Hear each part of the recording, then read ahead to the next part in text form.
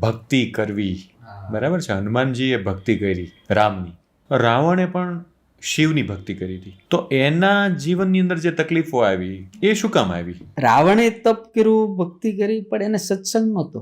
આખા રાવણના જીવનમાં જો એને કોઈ સદગુરુ નથી. એટલે સત્સંગ વગરનું તપ, સત્સંગ વગરની ભક્તિ, સત્સંગ વગરનો ધર્મ. એટલે રાવણને તપ કર્યું, શક્તિ મેળવી, પણ બીજાને હેરાન કર્યા.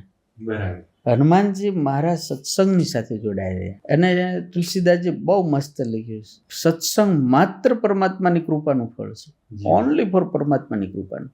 જે સત્સંગની સાથે જોડાયા, સદગુરુની સાથે જોડાયેલા છે, એ કોઈ પરેશાન કરતા નથી. રાવણનું તપ બહુ, પણ સત્સંગ નહીં. હિરણ્યકશિપુનું તપ કેટલું, પણ સત્સંગની આઉટ હતો. એટલે તપ એને લોકોને હેરાન કરવામાં વાપર્યું. ભક્તિની સાથે સત્સંગ ટૂંકમાં જરૂર. આ સત્સંગ છે ને જળ છે.